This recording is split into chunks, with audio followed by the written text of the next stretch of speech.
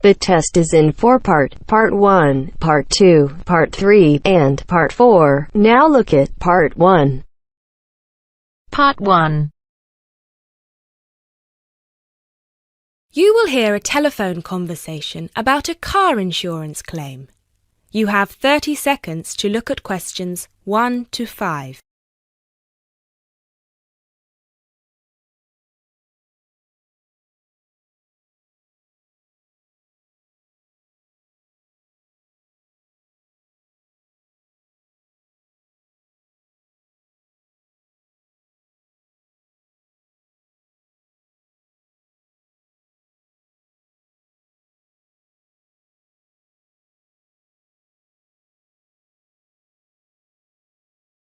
Good afternoon. Watto Insurance. This is Janet speaking. How may I help you? Yes, hello. I would like to make a claim on my car insurance, please. Certainly, sir. First of all, I'd like to inform you that all of our calls are recorded for monitoring and training purposes. Is that okay? That's okay. Could you please tell me your full name? Sure, it's Mr. Bennett Fisher. Okay, sorry, how do you spell your surname? It's spelled Fischer. Great, thank you. I see that you have taken out a third-party fire and theft premium with us on a 2013 light blue Volkswagen Passat. Is that okay? Yes, well, almost. The colour is not light blue, it's light green. Okay, thank you for updating your information with us. What is the nature of your claim with us today? Last weekend, I had driven up to York on business and left my car in a monitored car park. However, it was only monitored until 8 p.m, and I did not return to collect it until 9:30 p.m, after which no car park staff were present.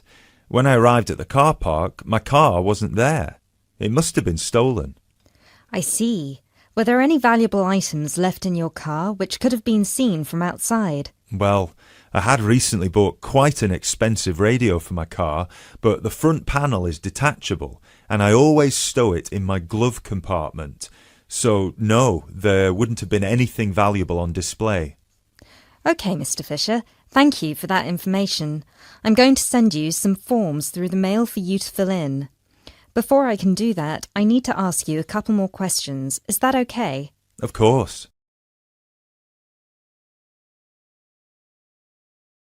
You now have 30 seconds to look at questions 6 to 10.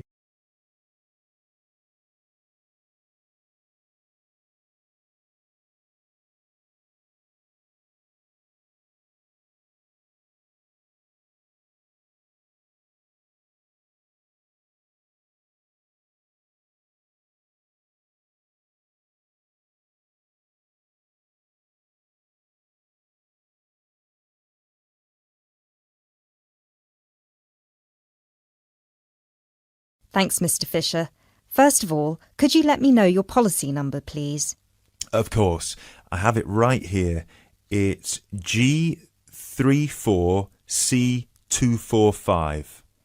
G34C245. Thanks. And the type of claim? Shall we say stolen car? Yes, the car was definitely stolen. I reported it to the police immediately. I actually have the report number here if that's of any use. No, not right now. But keep hold of that as we will need to see a copy of the police report eventually. Which police station did you report the offence at? York Police Station. Was it your first time in York? No, but it was the first time I'd driven there. I usually take the train.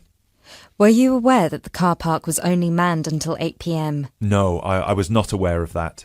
Were there any signs put up on the premises that informed car owners of the risks of leaving their cars after normal operating hours? Yes, but they said the car park was going to be guarded until 10 p.m, at which point the entrance is barred so no cars can come in or out. Was any reason given for that sudden change? The police informed me that the staff on duty that night had left on an urgent call. I believe it was something about a family member being admitted to hospital. Were there any personal items left in your car? Yes, first of all there was the car radio I mentioned before. Ah, yes, of course. Anything else? Just some CDs and an old jacket.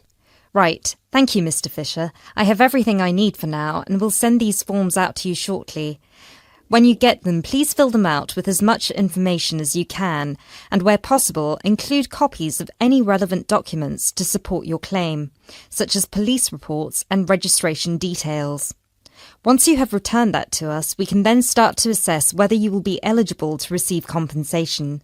Do you have any further questions for me today? No, that's all. Thanks for your help.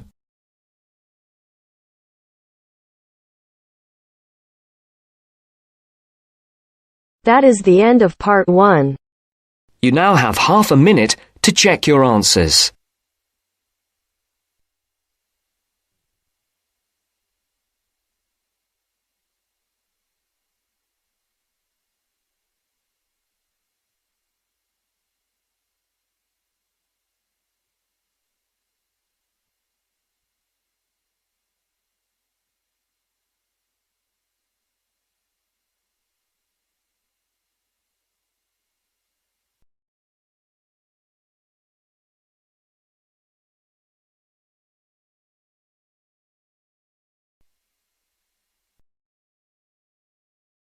Now turns to part 2. Part 2. You will hear a talk about the history of a poetry award. You have 30 seconds to look at questions 11 to 15.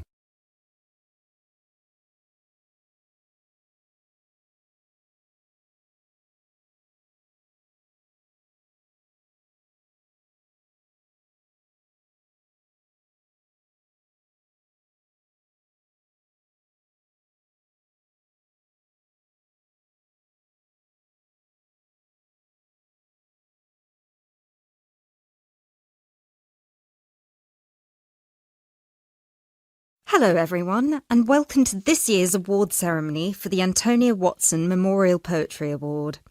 As with previous years, the competition has been particularly fierce and we received numerous excellent entries, so it's an incredible achievement for our 3 finalists who are sitting here amongst you, and we should congratulate them all.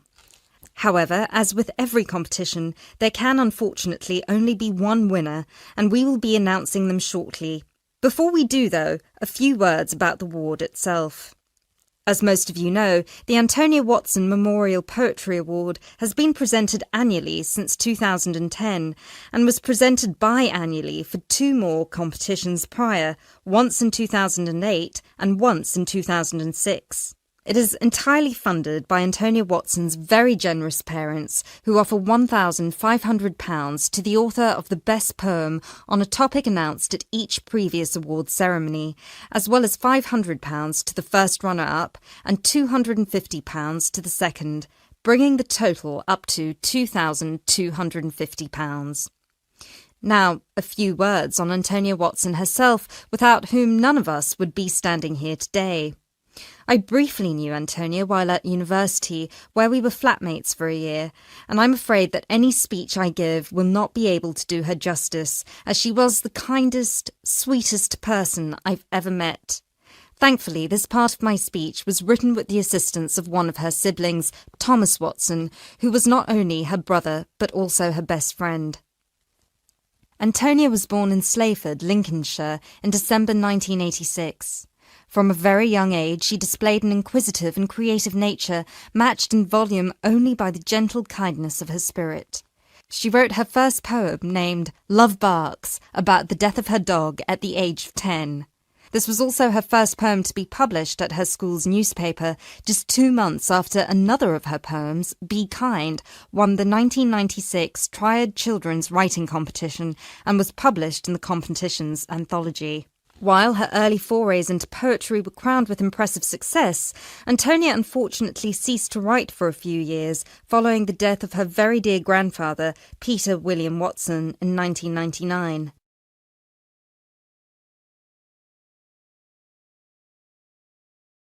You now have 30 seconds to look at questions 16 to 20.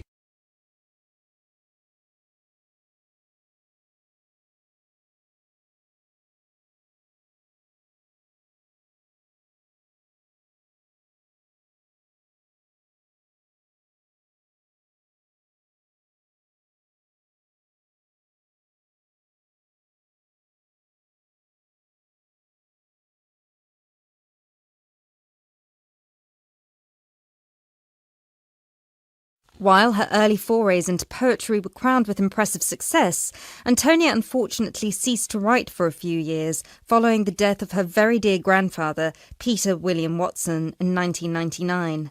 Despite her writer's block, however, her artistic nature didn't lie dormant during the next 4 years. She had an active role in various theatre plays, and she also ventured into painting. A few of the plays are available on the internet, and you can find several of her self-portraits on our website, and you can see for yourself how impressive they are. But poetry, of course, remained her passion even then, which is why in 2003 she resumed writing, and her next poem, The War on Both Sides, was published in her college's journal. At the age of 18, Antonia moved to Sheffield to study English literature at the University of Sheffield. This is where she and I met, spending a whole year in adjacent rooms in a flat in central Sheffield. This is also where I met her good-natured, generous parents, Mr. and Mrs. Watson, who came to visit her regularly and always treated me like a daughter as well. Antonia and I grew very close during that period, and while we ran in different circles, we always found time for each other every week.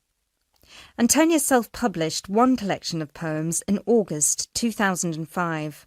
It was named Burning Stars, after the poem on page 16, which is also the date of her birthday. It was an immediate success amongst her peers at the University of Sheffield, and it was so cherished by her English literature classmates specifically that it had attracted the attention of one of her lecturers, who put her in touch with a literary agent.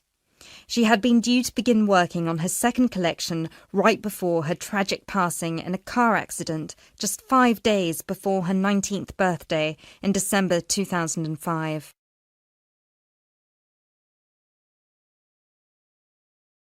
Antonia was always interested in societal shifts and how they affect humanity as well as the environment, and this award was designed to reflect her faith that regardless of what we do, we are all inherently good. With this in mind, all of the topics this competition has dealt with have been about the potential and the positive side of humanity, such as this year's Young Love theme or last year's Inner Power theme. We've had poems about personal strength, about immigration, about gender equality and peaceful protest. And hopefully in 12 months, the poems we'll be awarding will be just as inspiring with the topic of poverty. I know Antonia would be really proud of what her parents and what all of you together have achieved. So, finally, let's get on with the actual award. As I said before, it's been a fierce competition this year, and with more than 5,000 entries, it was quite the task for our 3 judges to cut them down to just 3. But our 3 finalists definitely deserve to be here, and without further ado, I would like to... That is the end of part 2. You now have half a minute to check your answers.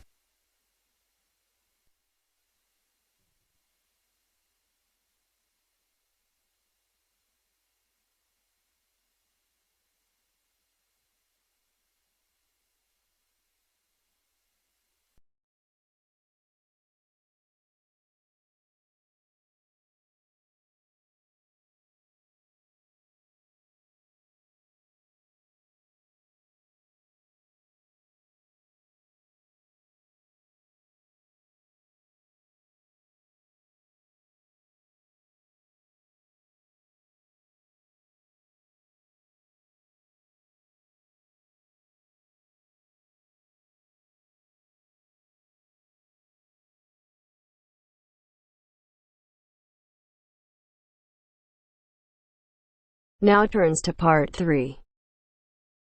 Part 3. You will hear a conversation between 2 students who will discuss a project they're working on together. You have 30 seconds to look at questions 21 to 27.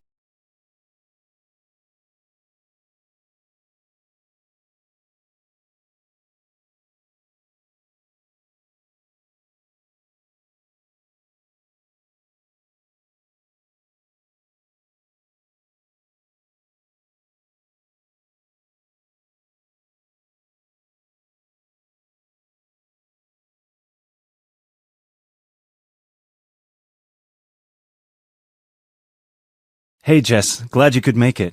We've got a lot to discuss. Hi, Matt. Yes, sorry I'm a bit late. I did bring all my notes with me. Yes, me too. Where shall we start? Well, I think it would be a good idea to clarify our objectives just one more time. Yes, good idea. Okay, here we are.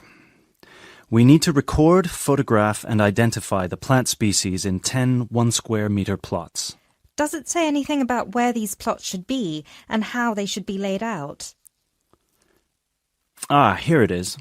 It says that all the plots need to be no more than 10 meters apart. And how do we choose them? Ah, this is the fun part. I remember this. Here we are. Make a 1-meter square frame using bamboo sticks available from the department stores. Yes, we've already done that. I know, I'm just reading the whole section. Okay. One person stands roughly in the middle of the chosen area and throws the frame. The other person uses a tape to mark out the square where the frame landed and returns frame to thrower. The thrower then turns a few degrees on the spot and throws again. The thrower must turn slightly after each throw and vary the force of the throw until after the 10th throw they are pointing in almost the same direction as the first. That sounds a bit complicated. That's only because it's all in writing.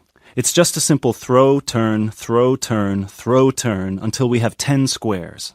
And I guess you want to do the throwing. Well, if you don't mind.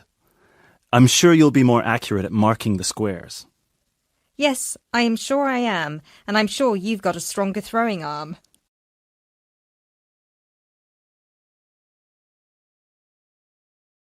You now have 30 seconds to look at questions 28 to 30.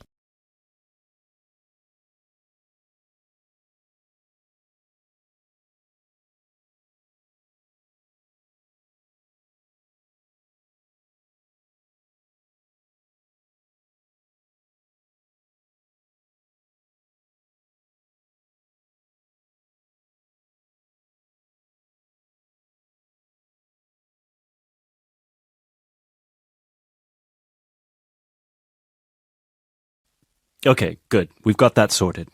Now we need to decide where to go. Yes, I've been thinking about that and I've brought the map. Ah, well done. I forgot mine. Now, I've identified 3 possible locations, but they've all got some disadvantages. Okay, fire away. Well, the area around this lowland marsh could be interesting. There'll be a lot of interesting water plants here. Looks good, but what's the problem? Mainly that it's already a designated nature reserve, and I think there's already been a lot of research done here. Ah, I see. Well, I'd rather do something that's new and can be useful. I agree. That's why I identified this area further west. See, here, behind the beach. Oh, yes, I see. That area there, where it's flat, but quite high. Exactly. If you look a bit further inland, you'll see that there are hills which will protect that area from strong north winds. I see. Excellent. But what's the problem? Just that it may not be very interesting. We know that the geology there is not conducive to a wide variety of plants. I agree. So what's your last idea? Well, I think this one is a bit of a winner, although I did want to show you the other 2. Look up here, on the north coast. Where? See this bay? Well, I know that there's been quite a lot of studies done here, but a bit further to the east, behind this headland. No one has ever looked at that. Well, I certainly couldn't see any studies. That is interesting. And the plant life could be a bit different because of the shelter from the wind the headland provides. Exactly. Brilliant, Jessica. That's a great idea. We'll go there. Thanks. Now all we have to decide is when is a good time. Well...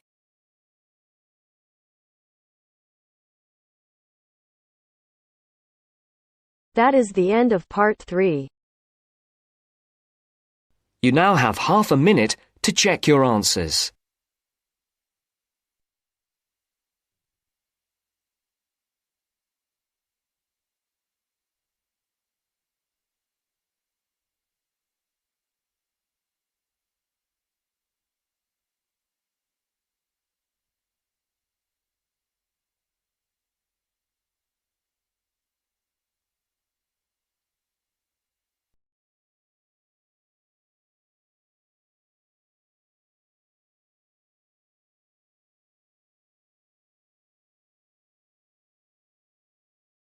Now turns to Part 4. Part 4.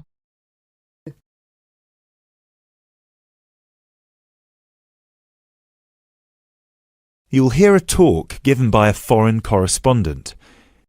First, you have some time to look at questions 31 to 40.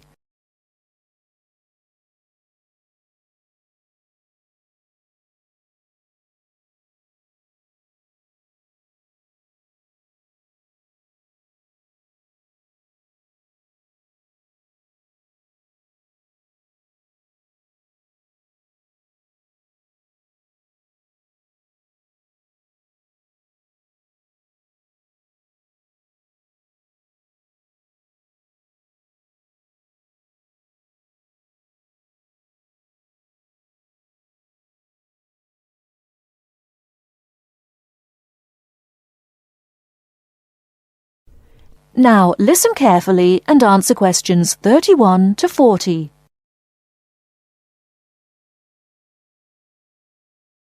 Good evening. As I assume most of you are already aware, I have been asked to come here and talk to you, essentially give you a quick overview of the life of a foreign correspondent, along with a few tips on how to become a successful international reporter yourself, should this be a career choice you elect to pursue. So let me start by this. Don't become a foreign correspondent, at least not due to the romantic notions that come attached to this job, or what you've seen in the movies. Being a foreign correspondent does not mean exotic adventures. It doesn't mean finding yourself at the heart of the action and putting yourself in danger to inform the world. Let me just tell you this. 80 journalists are killed each year in the line of duty. Many more find themselves in prison or are attacked. You need to think hard. Is this the sort of career I want? Is this the kind of reporting I'm interested in? And only after you've carefully considered all the pros and cons should you decide. But let's focus on those of you who believe that, yes, you've got what it takes to be a foreign correspondent, and this is definitely why you decided to study journalism here. You're all third-year students, which means I don't need to waste my time telling you the basics. Of course, you need to read a lot. Books, novels, newspapers, blogs, and of course you need to be acceptably proficient in various media skills.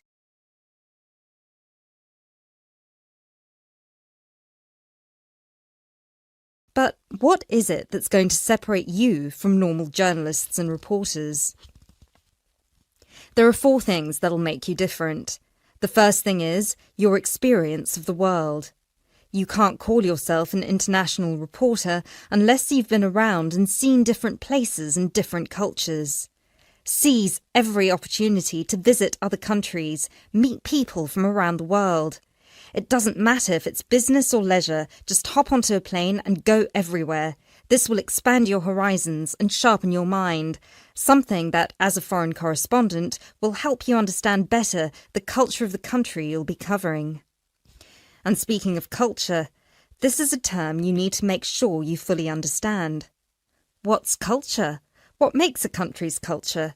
Explore the culture of the country you're interested in. The music, the literature, the religion. Are there any cultural practices or conflicts you need to be aware of? Are there any tensions within the country? Why? The most important element of culture, of course, is the language. Do yourself a favour, whether you're planning to become a foreign correspondent or not. Learn a foreign language. So many of us are culpable for just sticking to just English, and while English is a very important language in the world, it would be foolish to think it's the only one. Pick a language whose sound you enjoy, a language you find interesting. Trust me, your future CV will thank you for it. And finally, history. Don't expect to be given a job as a foreign correspondent if you don't know anything about your target country's history. No piece of news is disconnected from the past. The whole world tells a story, and your coverage will suffer if you attempt to arrive in the middle with no reference to or understanding of what came before. The hows and whys always lurk in the past. Seek them.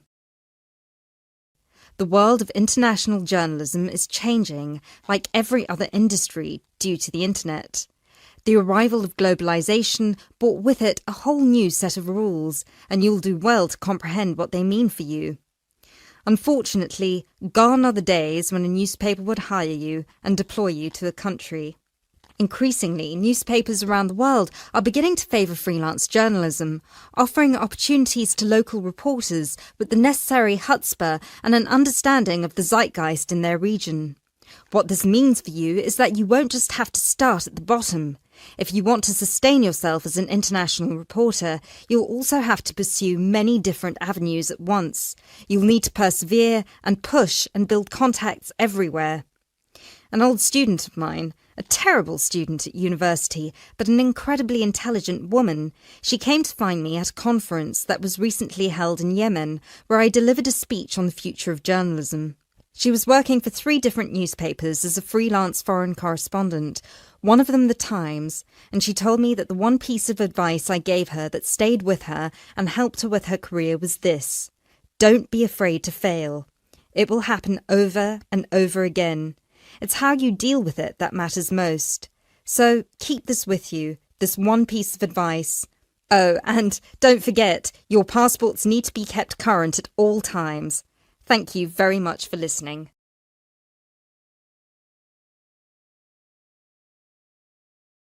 That is the end of part 4. You now have half a minute to check your answers.